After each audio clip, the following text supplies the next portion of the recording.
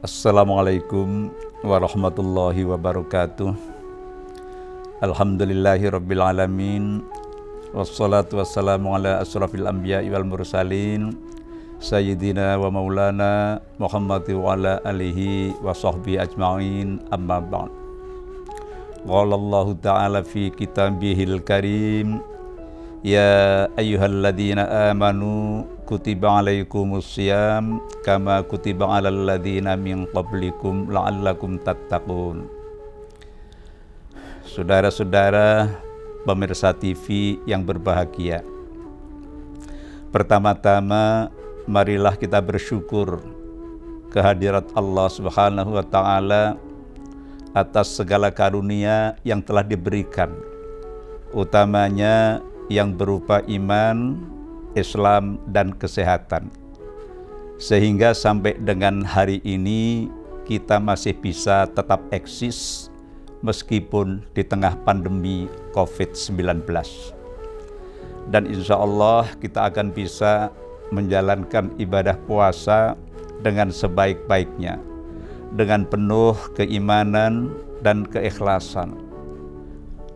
Semoga puasa yang akan kita jalankan ini mendapatkan ridho dari Allah Subhanahu wa taala, dan juga dosa-dosa yang pernah kita lakukan diampuni oleh Allah Subhanahu wa taala.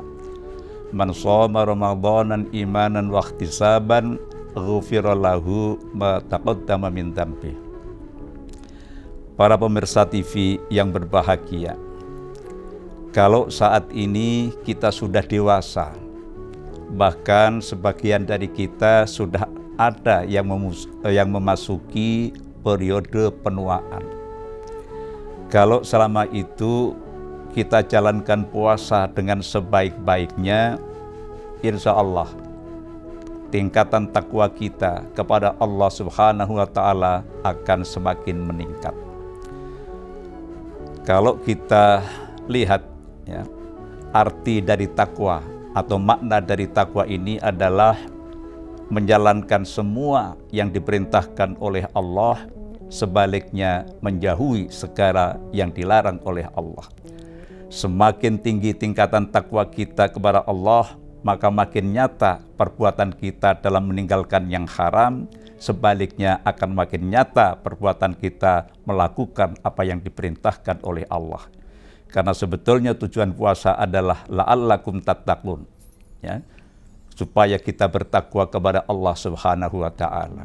Karena dengan begitu insya Allah kita akan mendapatkan tempat, akan dimuliakan oleh Allah.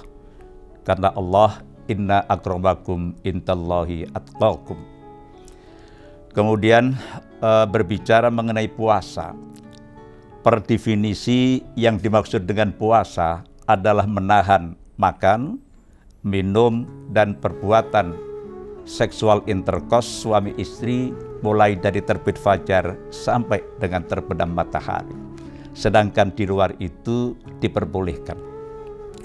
Kalau kita melihat definisi itu, maka esensi dari puasa adalah asyam atau mengendalikan diri. Mengendalikan diri terhadap apa? Adalah terhadap seluruh kebutuhan dasar atau kebutuhan biologis dasar dari manusia.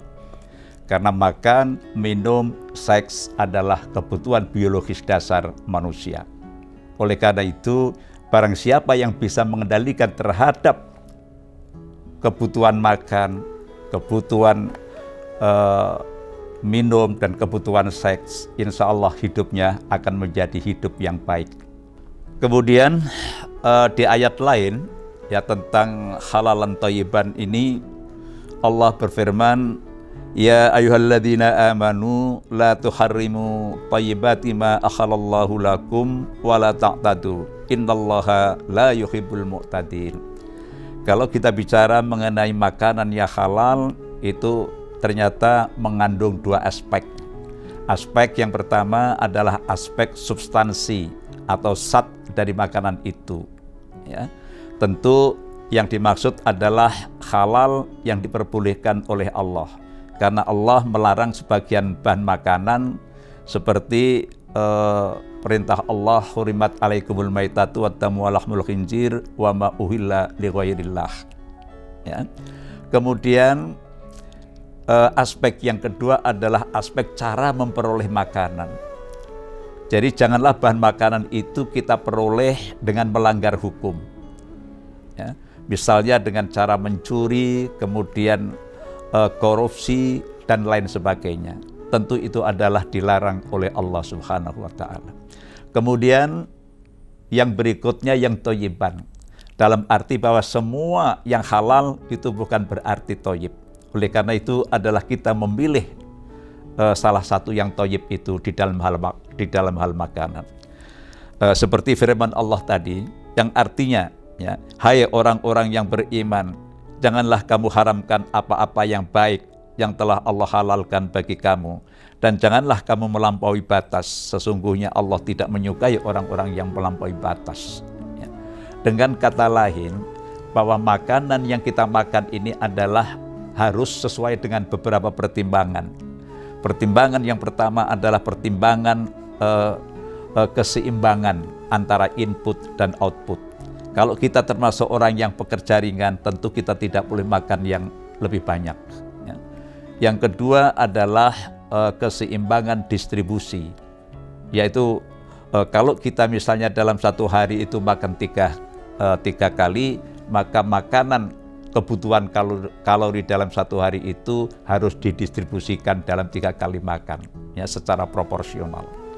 Kemudian yang ketiga adalah pertimbangan proporsional makronutrien, zat gizi, yaitu protein, karbohidrat, dan lemak.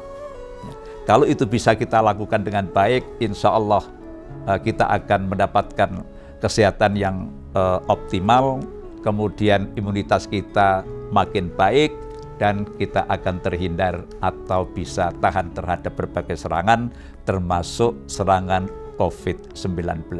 Oleh karena itu dengan puasa ini mari kita latih untuk itu. Sekian, mudah-mudahan bermanfaat. Billahi taufik wal hidayah. Assalamualaikum warahmatullahi wabarakatuh.